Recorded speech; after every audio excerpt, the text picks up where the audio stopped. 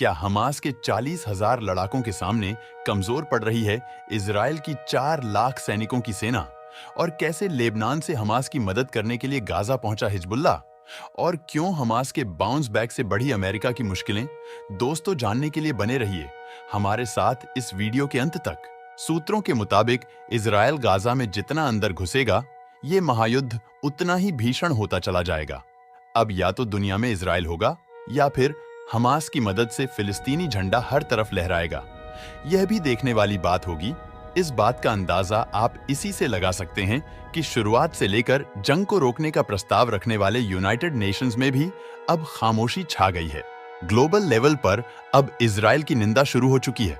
Gaza पट्टी में Hamas के साथ चल रही जंग में इजराइल को बड़ा झटका लगा है, क्योंकि पिछले कई दिनों से इजराइल के गाजा में घुसने की राह देख बैठे हमास ने अपनी असली ताकत दिखाना शुरू कर दिया है।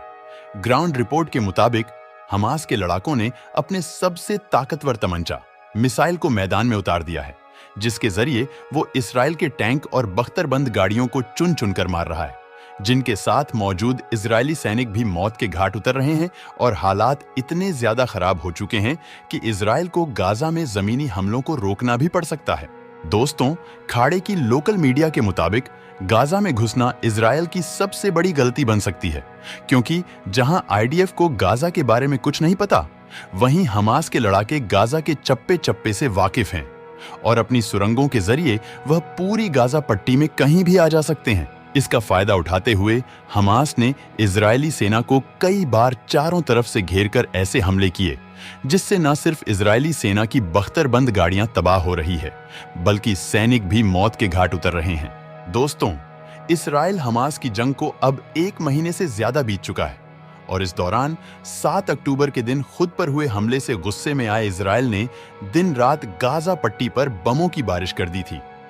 एक रिपोर्ट के मुताबिक अब तक इजराइल गाजा पर 17,000 टन बम फेंक चुका है, जो कि हिरोशिमा पर फेंके गए न्यूक्लियर बम से भी 1.5 गुना ज्यादा है। इस हमले में गाजा की 2 लाख बिल्डिंग्स को नुकसान पहुंचा है, जिनमें से 32,500 इमारतें तो पूरी तरह से तबाह हो चुकी है। गाजा के हॉस्पिटल बिल्कुल शट डाउन हो चुके हैं। हमास पर किए गए इजराइल के इन हमलों में सबसे ज्यादा नुकसान गाजा के फिलिस्तीनी नागरिकों को हुआ है। गाजा का डेथ टोल 10,000 के पार कर चुका है और अनगिनत फिलिस्तीनी नागरिकों को अपना घर छोड़कर रिफ्यूजी कैंप का सहारा लेना पड़ा। गाजा के हालात इतने खराब हो चुके हैं कि इजराइल के गुस्से की आग में रोजाना बेकसूर नागरिक, मासूम बच्चे और बेसहारा बुजुर्ग मौत के घाट उतर रहे हैं। और दिन ब दिन इतनी ज्यादा तबाही हो रही है कि जिसकी तस्वीर देखकर किसी भी इंसान की रूह कांप जाए। हैरानी की बात यह है कि फिर भी इजराइल अपने किए पर बिल्कुल भी पछतावा नहीं कर रहा। फिलिस्तीनी नागरिकों की हालत की बात करें तो इस वक्त गाजा की 70% आबादी अपना घर छोड़ चुकी है और लाखों लोग रिफ्यूजी कैंप में शरण ले रहे हैं, जिनके पास मदद के लिए सामान तो पहुंचाया जा रहा है, लेकिन सूत्रों के मुताबिक उतनी मदद काफी नहीं है। लोग भूख के मारे तड़प रहे हैं और इलाके में पानी तक मौजूद नहीं है और हजारों लोग धराशायी हुई बिल्डिंग्स के मलबे के नीचे दबे हुए हैं। हमास के पास कई तरह के रॉकेट लॉन्चर के साथ ऐसी एंटी टैंक मिसाइल हैं, जिनके जरिए वह 100 मीटर की दूरी से भी इजराइल के सबसे ताकतवर टैंक पर हमला कर रहे हैं और उनके एक ही प्रहार से टैंक में इतना बड़ा ब्लास्ट हो रहा है कि वो तुरंत तबाह हो रहे हैं। अब गाजा में फंसे फिलिस्तीनी नागरिकों के दर्द को देखकर खाड़ी के बाकी देश भी इजराइल के खिलाफ होते हुए नजर आ रहे हैं, जिनमें से इजराइल के लिए सबसे बड़ा खतरा लेबनान है।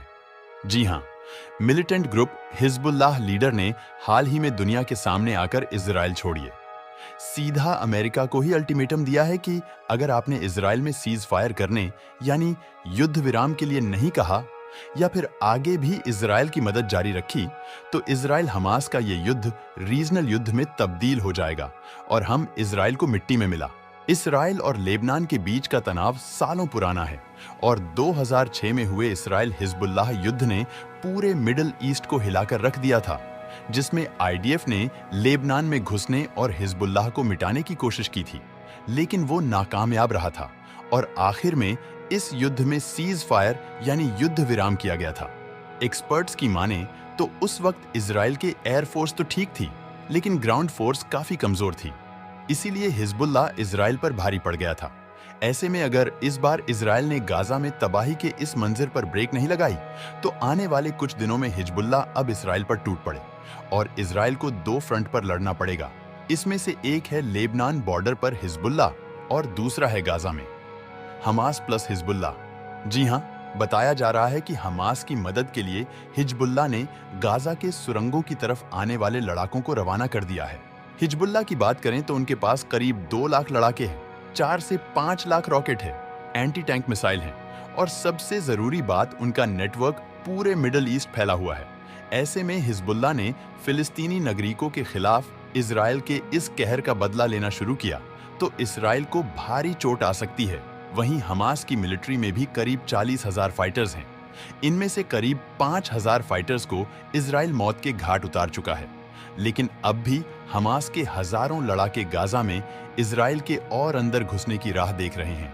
इसके अलावा यमन के यहूदी विद्रोही भी ऑफिशियली हमास का साथ देने की बात कह चुके हैं और 2500 किलोमीटर दूर से इजराइल पर कई रॉकेट भी दागे। दोस्तों, इजराइल के नुकसान की बात करें तो गाजा में घुसने के बाद अब तक इजराइल के करीब 400 सैनिक मौत के घाट उतर चुके हैं और यह आंकड़ा दिन प्रतिदिन बढ़ता जा रहा है। और एक रिपोर्ट के मुताबिक इस महायुद्ध में इजराइल को न सिर्फ आम जनता जानमाल की हानि होगी, बल्कि $50 मिलियन से भी ज्यादा खर्च होगा, जिससे आने वाले कई सालों तक इजराइल की इकोनॉमी पर बुरा असर पड़ेगा। आखिर में फिर से उन बेकसूर फिलिस्तीनी नागरिकों के हालात की बात करें तो इस वक्त गाजा की 70% आबादी अपने खुद के घर को छोड़ चुकी है और लाखों लोग रिफ्यूजी कैंप में शरण ले रहे हैं, जिनके पास मदद के लिए सामान तो पहुंचाया जा रहा है, लेकिन सूत्रों के मुताबिक उतनी मदद काफी नहीं है। लोग भूख के मारे तड़प रहे हैं, इलाके में पानी तक मौजूद नहीं है और हजारों लोग धराशायी हुई बिल्डिंग्स के मलबे के नीचे दबे हुए और गाजा का डेथ टोल 10,000 के पार कर चुका है।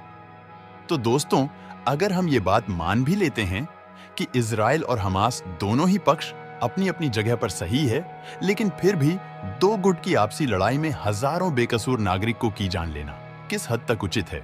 क्या ये मानव अधिकारों का उल्लंघन नहीं है? अपनी राय हमें कमेंट्स में जरूर बताइए और वीडियो अच्छा लगा हो तो इसे लाइक और शेयर जरूर कीजिए। हमारे चैनल को सब्सक्राइब करके पास वाली घंटी को जरूर बजा दीजिए। धन्यवाद।